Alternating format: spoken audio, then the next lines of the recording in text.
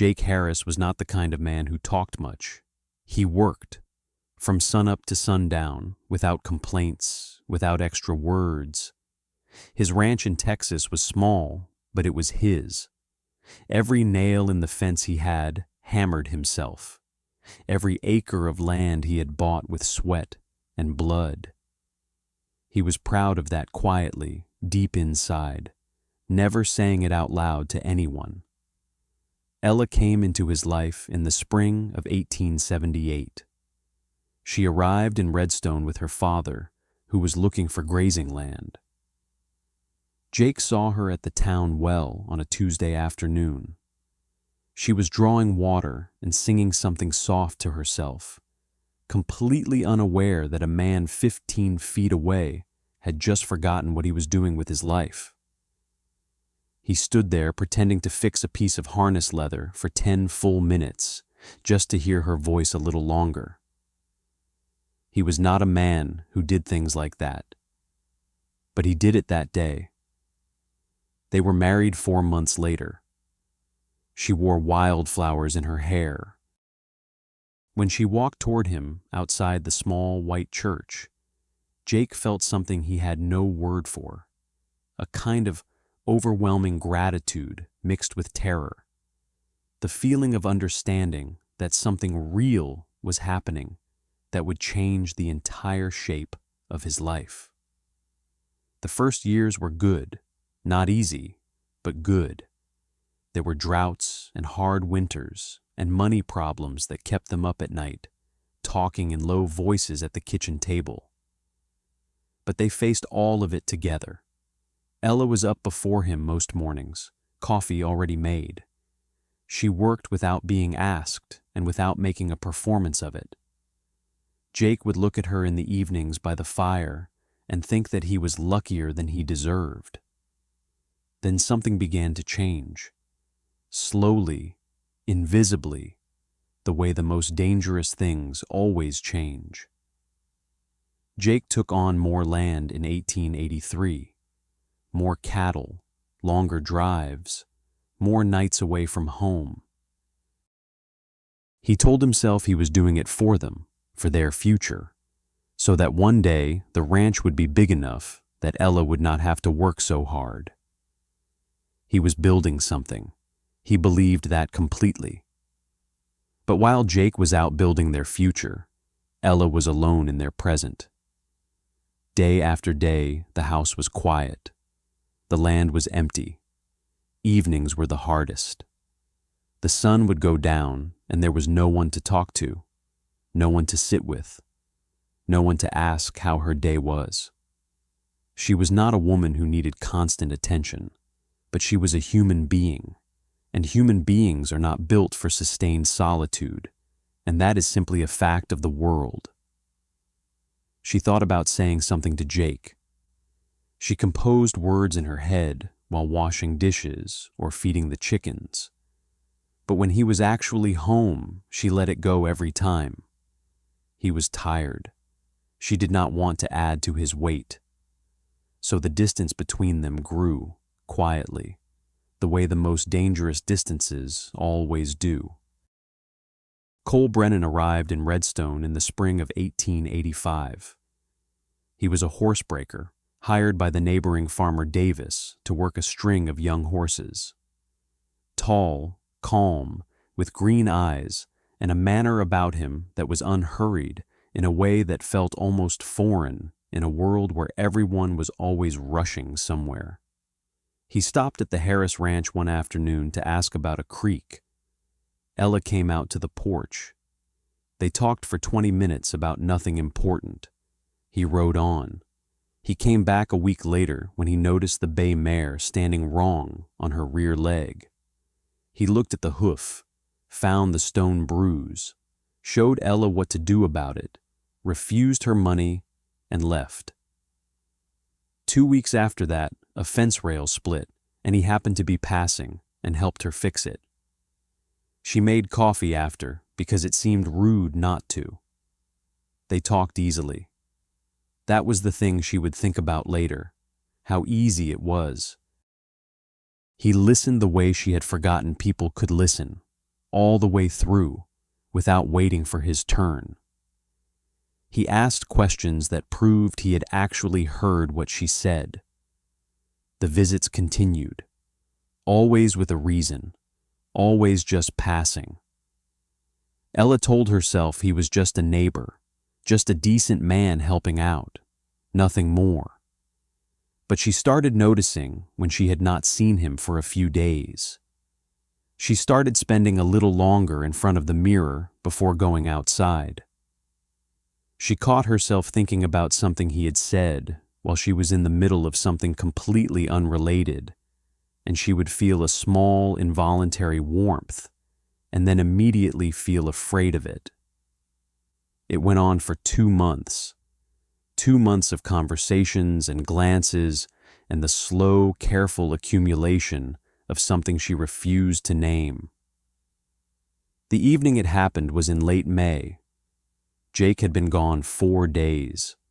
Cole came by to return a small tool he had borrowed. She invited him in for supper because it was almost ready and because she wanted him to stay. They ate and talked, and it got dark outside, and neither of them moved to end the evening. The lamp burned low. The fire settled into quiet orange coals.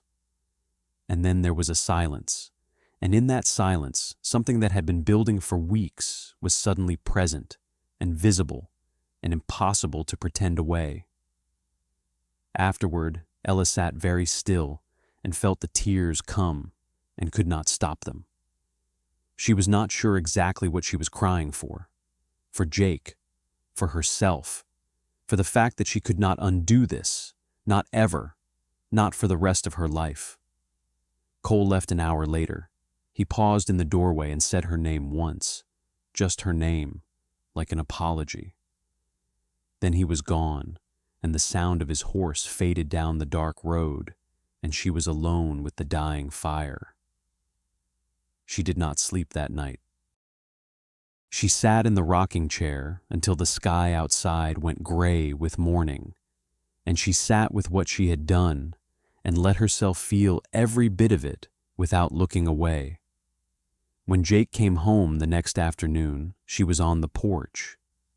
She watched him ride in through the gate, dusty and tired, and she felt something break quietly somewhere inside her chest. He kissed her on the temple like always, and she held herself very still and smiled and said, "Welcome home." She decided that night it was finished. One terrible mistake. It would never happen again. Jake would never know. That was the only way forward. Cole came 3 days later to tell her he was leaving. The Davis work was done. He was heading west. He stood in the yard with his hat in his hands and said he was sorry, not for what had happened, but for what she would have to carry afterward. Ella said nothing. She nodded once. He got on his horse and rode away without looking back. She thought it would be easier once he was gone. It was not easier. She lived her life, cooked, cleaned, worked, smiled at Jake in the evenings. On the outside, nothing had changed.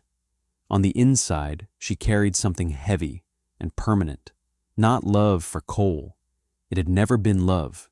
It had been loneliness wearing love's clothes. What she carried now was the knowledge of what she had done and what it had cost her, and the constant quiet fear that Jake would find out. Jake found out on a Wednesday morning in July.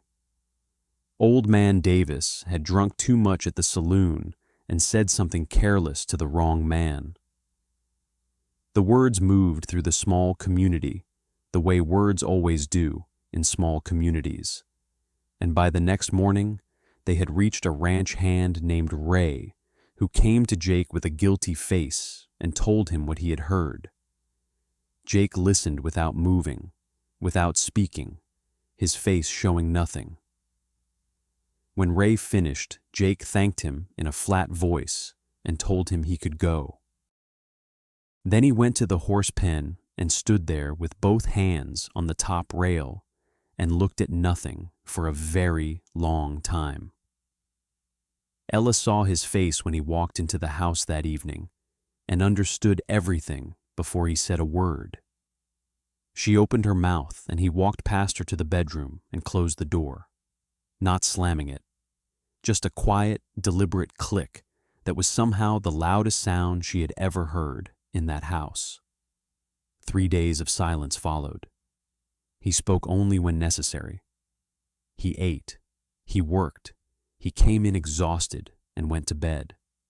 Not angry in any visible way. Just somewhere else entirely, behind something with no door on her side. On the 4th morning, he came out and sat at the table and told her to sit across from him. She sat. Her hands were folded in her lap to keep them still. The morning light came in gray and thin through the east window. He asked her if she had loved Cole Brennan. She held his gaze and told him the truth. She said no.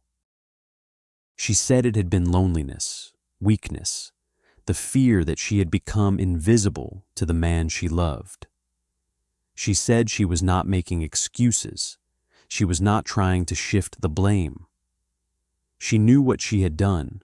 She had known it the moment it happened.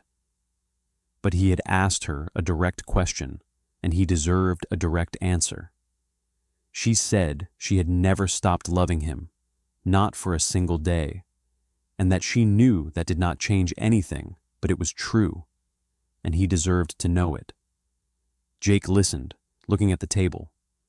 When she stopped, he stood up and walked out of the house without a word. He was gone all day. 9 hours. Ella sat and waited and thought that this might be the end, that he might saddle his horse and ride away and not come back. She held that possibility and tried to understand what she would do inside it. She did not know. He came back in the late afternoon when the light was going gold. He sat down. He was quiet for a long moment. Then he talked. Longer than she had ever heard him talk at once. He said he could not pretend this had not happened and was not going to insult either of them by trying.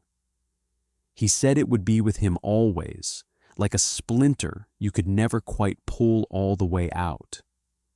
He said she should know that. Then he said something she had not expected. He said he had spent the whole day thinking not about Cole Brennan, but about himself, about the last 2 years, about every night he had left her alone, about every time she had tried in her small, quiet way to reach him, and he had been too far inside his own work to reach back. He was not taking the blame off her. Her choice was hers. But he was not clean either, and it needed to be said. He said he wanted to try. Not because it was easy, because 7 years was 7 years. Because he still remembered a woman at a well in Redstone singing to herself in the afternoon sun, and he was not ready to walk away from her. The love was still there. It was just in a lot of pain right now. But he wanted to find out what was on the other side of it.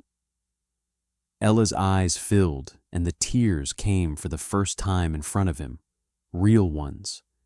Not the careful, quiet kind, but something fuller and more helpless. She did not cover her face. She just let them fall and looked at him across the table. He did not hold her that night. They did not embrace. They sat in the lamplight for a while and then went to their separate sleeping places because neither was ready for anything else yet. It was a beginning. Beginnings do not have to be graceful. The months that followed were the hardest of their marriage. Jake had moments, just as he had said he would. Evenings when something closed off in him without warning and he went quiet in a different way, and Ella understood and gave him space. Nights when she woke and his side of the bed was empty, and she lay in the dark listening for his boots on the porch boards and eventually heard them. She never called out during those times. She just waited. He always came back. Ella stopped swallowing the things she needed to say. When she was lonely, she said so. When she needed him home sooner, she said so. He heard her. He did not always like it, but he heard it. Jake came home more. Not because she demanded it, but because he had looked at himself honestly during those 9 hours out on the flat land and had not entirely liked what he saw. He cut back the long drives. He hired a second hand he could actually trust. He started sitting on the porch in the evenings. Small things. But small things are everything. A year passed, then another.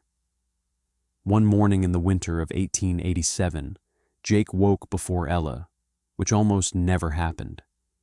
He lay in the gray pre-dawn quiet and listened to her breathe.